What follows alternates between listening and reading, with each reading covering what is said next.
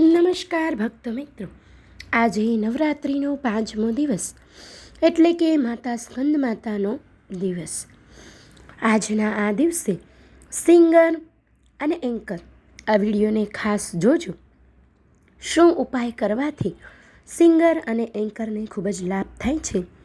આ વિડીયોની અંદર આપણે જાણીશું કે માતાજીની કથા શું છે, માતાજીનું સ્વરૂપ શું છે, માતાજીને કઈ રીતે ભોગ લગાવવામાં આવે છે, શું ચઢાવવામાં આવે છે, પૂજા કઈ રીતે કરવામાં આવે છે, માતાજીનો મહિમા શું રહેલો છે, આ વ્રત સંતાન પ્રાપ્તિ માટે કરવામાં આવે છે. આ બધી જ માહિતી આપ સર્વ ભક્ત મિત્રોને આ વિડીયોની અંદર જાણવા મળશે, તો વિડીયોને અંત સુધી જરૂરથી જોજો. તો ચાલો આપણે શરૂ કરીએ. નવરાત્રિના તહેવારોમાં મા દુર્ગાના 9 અલગ અલગ સ્વરૂપોની પૂજા કરવામાં આવે છે. મા દુર્ગાના 5 સ્વરૂપમાં સ્કંદ માતાની પૂજા કરવામાં આવે છે. સ્કંદ માતાને માતા દુર્ગાનું નિર્ધારિત સ્વરૂપ માનવામાં આવે છે. માતાજીના સ્વરૂપની અંદર માતાજીના 4 હાથ છે, 4 ભુજાઓ છે, જેમાં ભગવાન સ્કંદને જમણી બાજુના ઉપરના હાથના ખોળામાં અને નીચેના હાથમાં કમળનું પુષ્પ ધારણ કરેલ હોય છે, જ્યારે ડાબી બાજુ ઉપરની ભુજા વર મુદ્રામાં છે અને હાથમાં કમળ છે. સ્કંદ માતાનું વાહન સિંહ છે.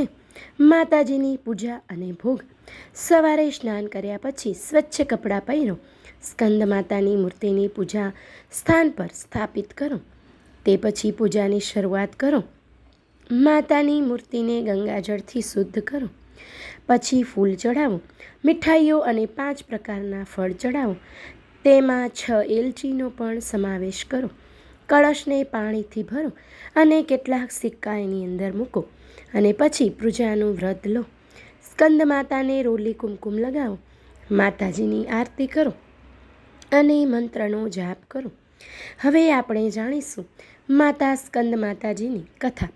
પૌરાણિક માન્યતા અનુસાર તાડકાસુર નામનો રાક્ષસ ખૂબ જ તપશ્ચર્યા કરી અને ભગવાન બ્રહ્માને પ્રસન્ન કરવા માટે ખૂબ જ ઘોર તપસ્યા કરે છે. તેની કઠોરતાથી પ્રસન્ન થઈને બ્રહ્માજી એમને દર્શન આપે છે અને તાડકાસુર બ્રહ્મા પાસેથી વરદાન માંગે છે. વરદાનની અંદર તાડકાસુર અમરત્વ માંગે છે. આના પર બ્રહ્માજીએ તાડકાસુરને સમજાવ્યું કે જેણે જન્મ લીધો છે તેનું મૃત્યુ તો અટલ જ છે, માટે તારે મરવું પડશે. તું બીજું કોઈ વરદાન માગ. આના ઉપર તાડકાસુરે વરદાન માગ્યું કે શિવજીના પુત્રના હાથે એનું મૃત્યુ થાય. એની માન્યતા એવી હતી કે શિવજી ક્યારેય પરણશે નહીં અને લગ્ન ન કરવાથી પુત્ર પણ થશે નહીં અને તે મરશે નહીં. ટૂંકમાં તેને અમરત્વ પ્રદાન થશે. આવું વિચારી અને તેણે વરદાન પ્રાપ્ત કરી અને ખૂબ જ મારામારી ચાલુ કરી દીધી. ખૂબ જ આતંક મચાવી દીધો.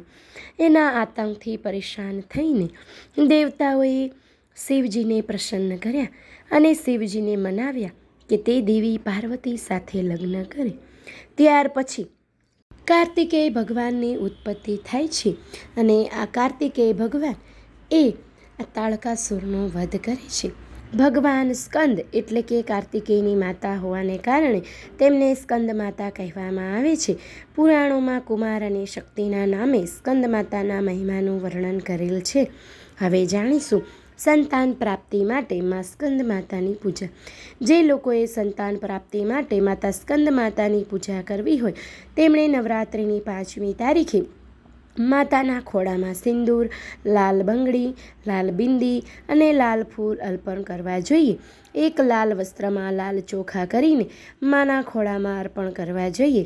આ રીતે પૂજન વિધિ કરવાથી માતાજી પ્રસન્ન થાય છે અને સંતાનનો સુખ અર્પણ કરે છે.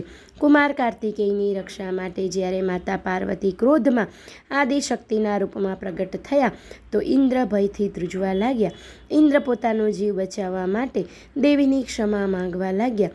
કુમાર કાર્તિકેયનું એક નામ સ્કંદ છે.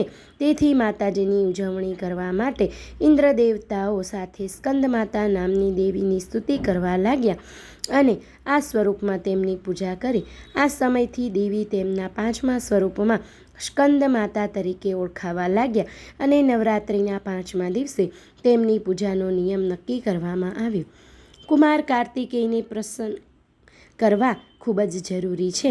માતાજીનું 5મું સ્વરૂપ સ્કંદ માતાને પ્રસન્ન કરતા પહેલાં કે કુમાર કાર્તિકેયને પ્રસન્ન કરવા જરૂરી છે, કારણ કે જ્યાં સુધી બાળક પ્રસન્ન ન હોય ત્યાં સુધી માતા કેવી રીતે ખુશ રહી શકે છે.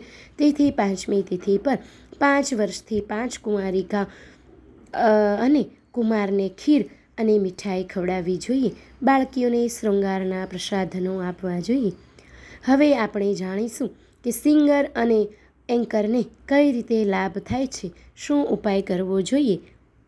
એવું માનવામાં આવે છે કે વાણી ક્ષેત્ર સાથે જોડાયેલા લોકો પર સ્કંદ માતાનો વિશેષ પ્રભાવ હોય છે. જેમણે ગળામાં કોઈપણ પ્રકારની સમસ્યા હોય કે વાણીમાં ખામી હોય તો તેમણે ગંગાજળમાં 5 લવિંગ મિક્સ કરીને સ્કંદ માતાને અર્પણ કરવા જોઈએ. આ સિવાય જેને સિંગિંગ અને એન્કરિંગ અથવા તો અવાજના અન્ય કોઈ ક્ષેત્ર સાથે સંબંધિત વ્યવસાયો સાથે જો જોડાયેલા હોય તો તેવા લોકોએ પણ આ ઉપાય ખાસ કરવો જોઈએ.